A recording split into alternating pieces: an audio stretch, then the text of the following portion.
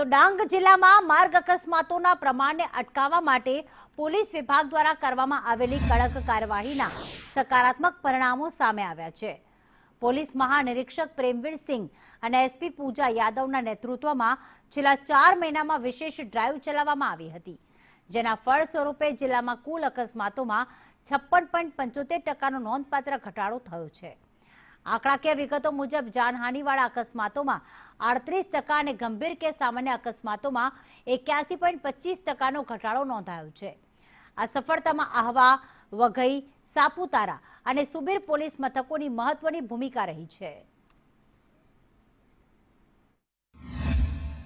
ડાંગ જિલ્લા પોલીસ દ્વારા BNS 281 ની કામગીરી કરવામાં આવી, જેમાં ડેન્જરસ ડ્રાઇવિંગમાં કેસો બુક કરવામાં આવ્યા અને drink and drive motor vehicle 185 ની કામગીરી કરવામાં આવી, જેના પરિણામલક્ષી 56% એક્સિડન્ટમાં ઘટાડો થયેલ છે અને આ 1/2026 થી 30/4/2026 સુધી ગયા વર્ષની સરખામણીએ 56% એક્સિડન્ટમાં ઘટાડો થયેલ છે અને આ એક નોંધપાત્ર કામગીરી કરવામાં આવી છે।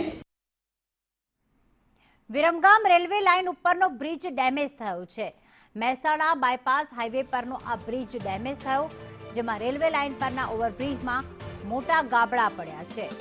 5 ફૂટ મોટા ગાબડામાં લોખંડના સળિયા પણ દેખાવા લાગ્યા હતા અને બહાર નીકળેલા લોખંડના સળિયા એ જોખમરૂપ સાબિત થઈ રહ્યા છે।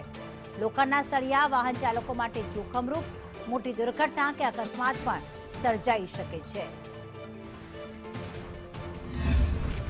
બ્રિજ તૂટવાની અનેક ઘટનાઓ છતાં તંત્ર ઘોર નિંદ્રામાં હોય તેવું મહેસાણામાં વિરમગામ જે ઓવરબ્રિજ બનાવવામાં આવ્યો છે ત્યાં જોવા મળી રહ્યું છે। આ દ્રશ્યો જે છે તે આપને બતાવી દઉં કે આ સળિયા જે છે તે બહાર નીકળી ગયા છે અને તેને લઈને જે વાહન ચાલકો છે તેઓ મોટી દુર્ઘટના ઘટી શકે છે તેવા આ 5 ફૂટ મોટા ગાબડામાં લોખંડના સળિયા બહાર દેખાવા લાગ્યા છે। આખો બ્રિજ છે તે અત્યારે હાલમાં ડેમેજ જોવા મળી રહ્યો છે। બહાર નીકળેલા લોખંડના સળિયા જોખમરૂપ બન્યા છે।